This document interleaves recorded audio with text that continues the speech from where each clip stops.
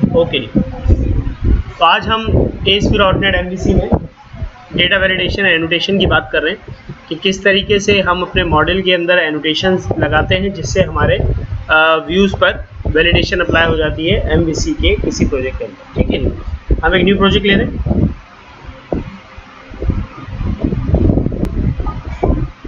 Web पर जाएं, C# का हम कोड इस्तेमाल कर रहे हैं। C# में वेब के अंदर ASP.NET एप्लीकेशन, आपने प्रोजेक्ट को कोई भी नाम दे सकते हैं।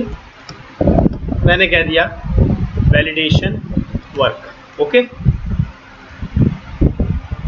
प्रोजेक्ट मैंने क्रिएट किया तो मुझसे पूछता है कि भाई कैसा प्रोजेक्ट करना है। ठीक है, हम एम्प्टी MVC एप्लीकेशन लेते हैं, ठीक है, जिसमें कोई व्यू और कोई मॉडल बाय डिफॉल्ट नहीं बने हुए होते, बल्कि हम खुद से सब कुछ जनरेट करेंगे। अच्छा जी, तो हमारे एप्लीकेशन में लेट्स से हमारे पास एक टास्क है कि आपने एक एप्लीकेशन बनानी है जिसके अंदर डेटा वैलिडेट हो जाए किसी भी एम्प्लॉय का। ठीक है, हम एक मॉडल ऐड करेंगे। मॉडल पर राइट क्लिक किया, ऐड किया एक अलग क्लास मैंने ली और क्लास का नाम मैंने जो है वो रख दिया एम्प्लॉय। एम्प्लॉय की क्लास में वैलिडेशन एनोटेशंस लगाने के लिए हमें नेम स्पेस कॉल करना होता है यूजिंग system.componentModel.data annotations।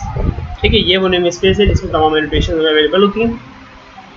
यहाँ पर हम एम्प्लॉय की बात कर रहे हैं, तो मैंने एम्प्लॉय के लिए पहला जो काम किया, मैंने की लगाई। ये की का जो एनोटेशन है ये आपके कॉलम को प्राइमरी की बनाने का।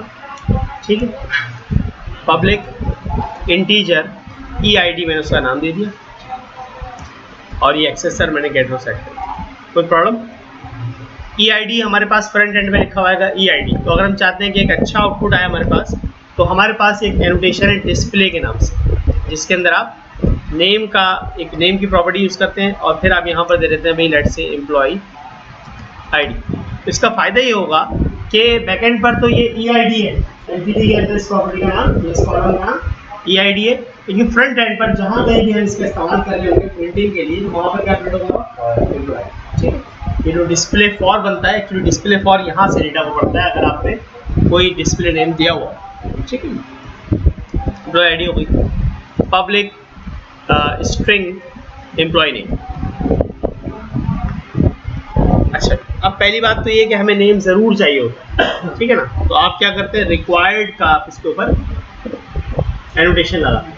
रिक्वायर्ड की एनोटेशन क्या करती है कि भाई अब ये वाली जो फील्ड है इसके अंदर नल अलाउ नहीं है, इसमें वैल्यू देना ज़रूरी है। ठीक है, अच्छा, अब ये जो मैसेज पास होता है इसके अंदर, वैलिडेशन मैसेज, वो इस तरह से पास होता है कि दिस फील्ड इज रिक्वायर्ड। ठीक है, कैन नॉट बी नल। इस तरह से किसी अपने मैसेज पास करती है। लेकिन अगर हमें कोई अपना मैसेज पास करना हो तो हम यहाँ पर ब्रैकेट में लिख सकते हैं एरर मैसेज। एरर मैसेज में हमने लिख दिया एम्प्लॉय नेम इज रिक्वायर्ड। ठीक है, अच्छा, इसी तरह फिर ई नेम एक वो है कि हमने यहाँ पर इसको डिस्प्ले नेम पास कर दिया कि ई नेम की बजाय अच्छा सा एम्प्लॉय नेम लिखा हुआ है। ओके, फ्रंट एंड का कोई प्रॉब्लम? अच्छा, एक और चीज़ यहाँ पर जो मैं एक और एनोटेशन पढ़ाना चाहूँगा, स्ट्रिंग हमने टाइप की है तो भाई डेटाबेस में बनता है वार्चर। ठीक है, तो जब आप स्ट्रिंग रखते हैं तो डेटाबेस में जब ये टेबल कन्वर्जन होती है, डेटा टाइप कन्वर्जन होती है, तो वो स्ट्रिंग से बनाता है वार्चर मैक्स। वार्चर मैक्स के मतलब उसकी कोई लिमिट नहीं रखता, जितना बड़ा एक वार्चर हो सकता है मैक्सिमम। तो उसको रोकने के लिए, क्योंकि इतना बड़ा डेटा टाइप नहीं चाहिए, नाम कितना बड़ा हो सकता है। ठीक है, हमें 50 कैरेक्टर रखने हैं, तो हम क्या करते हैं, हम यहाँ पर स्ट्रिंग लेंथ ज़रूर डिफाइन। स्ट्रिंग लेंथ मैंने 50 दे दिया। अब ये वार्चर 50 का कॉलम जनरेट करेगा। अंडरस्टैंड? तो इसका एक फायदा ये होगा कि डेटाबेस हमारा 50 पर आ गया, वार्चर 50। नंबर 1। नंबर 2, हमारे कॉलम में भी 50 से ज़्यादा कैरेक्टर कोई नहीं लिख सकता, तो फिर वहाँ पर वैलिडेशन आएगा कि भाई ये इतना बड़ा नहीं है। ठीक है, कोई प्रॉब्लम? अच्छा, इस तरह ये भी होता है कि भाई सर मिनिमम लेंथ भी होती है ना, कि मिनिमम 2 कैरेक्टर दोनों नाम में, एक भी नाम नहीं होता, तो उसके लिए भी हमारे पास मिन लेंथ का भी एक एट्रीब्यूट है। ठीक है, मिन लेंथ का एट्रीब्यूट है, आप इसके अंदर मिनिमम लेंथ बता देते हैं कि भाई 2, तो ये मिनिमम लेंथ है, कम से कम 2 कैरेक्टर देना जरूरी रहेगा। इसका भी एरर मैसेज हो सकता है, इसका भी एरर मैसेज होता है, हर एक में एनोटेशन पे एरर मैसेज है, मेरे पास कॉमा लगा के एरर मैसेज लिख सकते हैं, ठीक है। कि आप यहाँ पर अगर एरर मैसेज लिखना चाहें तो ये तरीका एरर मैसेज देना। अच्छा, एक और चीज़ है कि भाई आप मिनिमम लेंथ की एक और एनोटेशन यूज़ ना करें, बल्कि आपके स्ट्रिंग लेंथ में एक प्रॉपर्टी है मिनिमम की, कॉमा करें आप लिखते हैं मिनिमम लेंथ इक्वल टू, अब ये मैक्सिमम 50 और मिनिमम 2, और जो एरर आपने पास करना होगा एरर मैसेज तो आप पास कर सकते हैं। अच्छा, एक इंपॉर्टेंट चीज़ और है कि ये देखें मेरे एट्रीब्यूट्स और मेरी प्रॉपर्टी के दरमियान स्पेस आ गया एंटर का, ये कभी भी नहीं होना चाहिए, ठीक है, वरना ये एट्रीब्यूट आपकी प्रॉपर्टी में अप्लाई नहीं हो रहा, गलत से समझ गया कि गैप ना हो आपके प्रॉपर्टी और आपके एनोटेशन से, कोई प्रॉब्लम? अच्छा, अब आ जाते हैं ऊपर से जो गैप है वो भी हटा देते हैं। अब आइए भाई, लेट से आपको अब ईमेल देनी है, ठीक है, तो वहाँ पर हमारे पास varchar होता है, डेटाबेस में कोई ईमेल की टाइप नहीं है। इसी तरह हमारे पास यहाँ C# में भी कोई ईमेल की टाइप नहीं है, ठीक, तो आप स्ट्रिंग ही बनाते हैं, लेकिन कैसे उसको ईमेल करेंगे? पब्लिक स्ट्रिंग आपने कहा जी मेरे पास लेट से ईमेल, एम्प्लॉय का ईमेल, तो इसको आप पहले तो आप करेंगे रिक्वायर्ड। एक और चीज़ दिखा दूं कि मल्टीपल एनोटेशन भी लगाई जा सकती है, ये रिक्वायर्ड की हो गई, कॉमा, फिर मैंने कहा इसमें मैं डिस्प्ले नेम भी लगाना चाहता हूँ, ये देखो मैंने कहा डिस्प्ले में आना चाहिए एम्प्लॉय ईमेल, समझ आ रहा है? तो 2 एनोटेशन इस तरह भी दी जा सकती हैं, ठीक है, कन्फ्यूजन पैदा करने की जरूरत नहीं। अब ये ईमेल है तो इसको मैंने स्ट्रिंग लेंथ भी दे दी, स्ट्रिंग लेंथ दे दी भाई, ईमेल बहुत बड़ा भी होगा तो 100 कैरेक्टर्स का होगा, ठीक है। और मैंने एक और एनोटेशन लगा दी जो इम्पोर्टेंट है, डेटा टाइप, क्या डेटा टाइप, ये आप लगाएं और इसके अंदर फिर आप जाकर लिखें डेटा टाइप डॉट ईमेल, क्या लिखा? Data type dot email. तो इस तरह और बहुत सारी डेटा टाइप है हमारे पास, तो ईमेल एड्रेस की डेटा टाइप जब हमने दे दी तो अब ये वैलिडेट कर देगा कि ये जो टेक्स्ट बॉक्स मेरा बनाएगा ईमेल के लिए वो 100% ईमेल ही एक्सेप्ट करेगा, इसके अलावा कोई और चीज़ एक्सेप्ट, कोई प्रॉब्लम? स्ट्रिंग लेंथ मैंने इसलिए दी कि वो varchar मैक्स ना रखे, ठीक है, और ईमेल जो है वो वैलिडेशन डेटा की टाइप, ठीक है। अच्छा, एक और चीज़ जो हम यहाँ भी पढ़ सकते हैं फौरी तौर पर, वो ये हो सकती है कि भाई हम एक पब्लिक लेट से मैं एज लेना चाह रहा हूँ एम्प्लॉय की, तो मैंने कहा इंटीजर एम्प्लॉय एज, ठीक है, और एज में हमारे पास लेट से रिक्वायरमेंट आती है भी कंस्ट्रेन हो कि इस फॉर्म में 18 साल से बड़ा ही बंदा आ सके, ठीक है, और 50 साल से छोटा। तो हमारे पास एक वैलिडेटर है रेंज वैलिडेटर, इसमें आप डबल में बताते हैं मिनिमम वैल्यू, फिर आप कॉमा लगा के डबल में बताते हैं मैक्सिमम वैल्यू। मैंने कहा मिनिमम वो बंदा 18 साल का होना चाहिए और मैक्सिमम 50, तो ये रेंज लग गई इसके ऊपर, ठीक है। अब इम्पोर्टेंटली ये बात सही है कि रेंज उन्हीं डेटा टाइप पे लग सकती है जो न्यूमेरिक डेटा टाइप, ठीक है ना, आप स्ट्रिंग पर रेंज नहीं लगा सकते, सही, कोई प्रॉब्लम? ठीक है, ये मैंने रेंज दे दी और इस पर भी मैं डिस्प्ले नेम पास कर देता हूँ एम्प्लॉय एज, कोई मसला किसी को? अच्छा जी, तो ये वैलिडेशन मैसेज हमने इतने लगाए, इसको पहले चेक करते हैं फिर हम नेक्स्ट स्टेप में हैं, ठीक है। मैंने इसको सेव किया, एक बार बिल्ड कर लें एप्लीकेशन को, जब भी आप मॉडल बनाएं एप्लीकेशन बिल्ड ज़रूर कर लें, या मॉडल में कोई चेंज करें एप्लीकेशन बिल्ड कर लें, वरना ये इसको पता नहीं चलता स्कीमा है क्या। मैं कंट्रोलर पर आया, राइट क्लिक किया, एक अदद कंट्रोलर मैंने ऐड कर दिया, ठीक है, एम्प्टी कंट्रोलर है, ऐड कर, कंट्रोलर का नाम पूछा जा रहा है, मैंने होम भी रख लिया इसका नाम, ठीक है। कंट्रोलर में इंडेक्स का मेरे पास एक्शन, मुझे तमाम एम्प्लॉयज़ दिखाने इंडेक्स के एक्शन पे, ठीक है, इंडेक्स के एक्शन में तमाम एम्प्लॉयज़ दिखाने। मैंने कहा यूजिंग सिस्टम, सॉरी मेरी एप्लीकेशन का नाम वैलिडेशन वर्क डॉट मॉडल्स के भाई मैं मॉडल्स के अंदर चला गया हूँ, तो अब मॉडल वाली क्लासें मुझे यहाँ पर मिलने लगी। मैंने अपने एम्प्लॉय की क्लास का मैंने एक लिस्ट बना ली, एम्प्लॉय की क्लास, ठीक है भाई। और मैंने अपने इंडेक्स से लिस्ट आर्ग्यूमेंट में पास कर दी, ठीक है।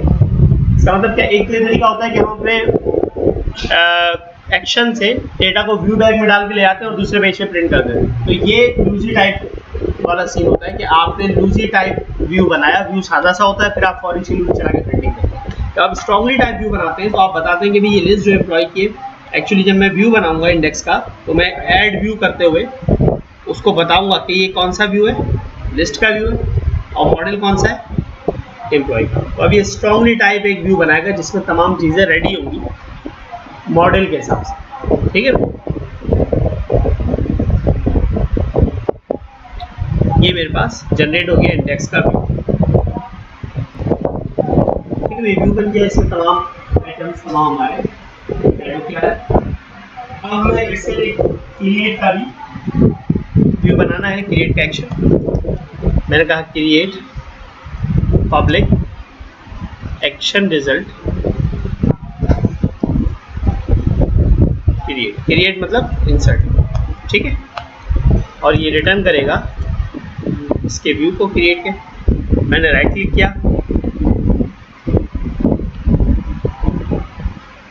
ऐड किया व्यू क्रिएट का, और टेम्पलेट कौन सा दिया, क्रिएट का, मॉडल कौन सा है, एम्प्लॉय। ऐड किया तो ये देखें स्ट्रांगली टाइप स्काफोल्ड कॉलम सारे जनरेट होगा। एम्प्लॉय ऐड करने की जगह मैंने लिख दिया ऐड एम्प्लॉय, फिर तमाम वैलिडेशन समरी वगैरह लगी है, तमाम उसने फॉर्म रेडी कर लिया। अब जब ये सबमिट होगा तो ये कहाँ जाएगा, ये एक्चुअली दोबारा से अपने ही एक्शन पे जाएगा। तो मैंने क्रिएट का एक और एक्शन बनाया, लेकिन ये वाला एक्शन मेरा HTTP पोस्ट के एट्रीब्यूट के साथ सबमिट होगा, और इसके आर्ग्यूमेंट में हमें क्या मिलेगा, एम्प्लॉय टाइप का पूरा ऑब्जेक्ट मिल जाएगा, ई तो प्रॉब्लम। फिर मैंने कहा कि मेरी लिस्ट में ऐड कर देना किसको, जो एम्प्लॉय का ऑब्जेक्ट मुझे मिले। मैंने क्रिएट के लिए जब सबमिट होगा तो यहाँ पर हमने एम्प्लॉय को एज आर्ग्यूमेंट ले लिया, क्योंकि हमारा जो व्यू है वो स्ट्रांगली टाइप है, उसके अंदर जो भी आउटपुट जनरेट होगा वो इस ई में हमें रिसीव हो जाएगा। और उसको हमने अपनी लिस्ट में ऐड कर दिया और व्यू रिटर्न कराया। जब व्यू रिटर्न कराया तो क्रिएट कुछ भी रिटर्न अपने लिस्ट में आ जाएगा। मैंने कहा इसको कर देते हैं कहाँ, रीडायरेक्ट टू एक्शन, कहाँ पर, इंडेक्स पर, ताकि हमें इंसर्ट हुआ हुआ डेटा नजर आए। बट अभी इशू ये है कि हमारी लिस्ट जो है एक्चुअली वो नॉन स्टैटिक है। इसका मतलब ये होगा कि जब भी कोई इसका ऑब्जेक्ट कॉल करेगा ये न्यू जनरेट हो जाएगी, रिफ्रेश हो जाएगी। तो मैंने इसको क्या कर दिया, स्टैटिक, ताकि ये रीइनिशिएट ना हो, ठीक है। और हमें हमारा डेटा जो हम सबमिट करेंगे वो नज़र आ जाए। इतनी एप्लीकेशन हमने बनाई और अब हम इसको रन करते हैं। तो देखिए भाई हमारे पास ये इंडेक्स का पेज है, होम के अंदर इंडेक्स का एक्शन। तो देखिए employ name, employ email, employ age, इतना अच्छा सा कैप्शन आ रहा है, क्यों, क्योंकि हमने डिस्प्ले नेम ठीक कर लिया, ठीक है। वरना क्या होता है, EID, ई नेम, ईमेल लिखा हुआ होता है। अच्छा जी, हम क्रिएट न्यू पर गए, तो ये क्रिएट का एक्शन है। देखिए यहाँ पर भी बड़े अच्छे डिस्प्ले नेम नजर आ रहे हैं। ये उसने सारे स्काफोल्ड कर दिए कॉलम, और ये देखिए ज़रा एज के लिए, क्योंकि हमने इंटीजर रखा था तो उसे क्या बनाया, इनपुट टाइप नंबर, अंडरस्टैंड। अच्छा, मैं यहाँ पर नाम देता हूँ, मैंने एम्प्लॉय का नाम दिया अली, और ईमेल एड्रेस देखिए सजेस्ट भी कर रहा है ईमेल ब्राउज़र से, एक्चुअली क्योंकि ये ईमेल टाइप है, सही। अच्छा, अब यहाँ पर हम एक काम ये कर रहे हैं कि मैंने यहाँ पर सबसे पहली वैलिडेशन नल चेक करें। ये देखें कुछ लोग पूछ रहे हैं कि सर की आप पे चलता है, बिल्कुल चल रहा है। मैंने जैसे इसको मिटाया वो कह रहा है एम्प्लॉय नेम इज रिक्वायर्ड, ये मैंने लिखा, ठीक है। ये एरर मैसेज मैंने लिखा था, मैंने यहाँ पर सिर्फ ये दिया, वो क्या कह रहा है, the field employ name must be a string with a minimum length of 2 and maximum length of 50। ये भी हमारा कहाँ से आ रहा है, तो स्ट्रिंग लेंथ से रिटर्न हो रहा है। मैंने यहाँ पर दे दिया अली, तो ये बिल्कुल ठीक हो गया। अब ईमेल एड्रेस हमने अपना लिखकर छोड़ दिया। क्या कह रहा है, ये कह रहा है कि भाई ईमेल मस्ट बी वैलिड। ये किस वजह से होगा, वो डेटा टाइप वाले अंडरस्टैंड। तो मैंने यहाँ पर एक प्रॉपर ईमेल दे दिया भाई ali@ali.com, सही ईमेल है। अब एज की बात आ रही है, मैंने कहा 10 ईयर्स, हालांकि 10 जो है वो एक नंबर है, बिल्कुल सही बात है, लेकिन जब हम क्रिएट करेंगे तो क्या हुआ, रेंज वैलिडेटर ना हो वगैरह भी नेम एज आप दे रहे हैं 18 से 50 के दरमियान ही एक्सेप्ट होगी, इसके अलावा एक्सेप्ट नहीं होगी। समझ आ गई बात? अब हमने इसको 18 कर दिया तो देखो ठीक हो गया, और क्रिएट किया तो डेटा इंसर्ट हो गया, कोई प्रॉब्लम? एक और बार डेटा इंसर्ट कर लेते। मैंने कह दिया काशिफ और ईमेल एड्रेस दे दिया kk@kk.com और एज मैंने दे दी 52। क्या कह रहा है? ऑन बिलर पे भी इवेंट फायर हुआ। जैसे मैं वहाँ से बाहर निकला तो फौरन से कहा भाई ये आपका वैलिडेट डेटा नहीं है, इसको वैलिडेट कर लो। मैंने इसको 51 किया तो भी ठीक नहीं हुआ, 50 किया तो सही हो गया क्योंकि रेंज 50 तक मौजूद थी। अंडरस्टैंड? सबमिट किया, ओके भी, कोई प्रॉब्लम किसी को? अगली वीडियो में हम जो है मज़ीद और वैलिडेशन के कंट्रोल जो है एनोटेशन को देखेंगे।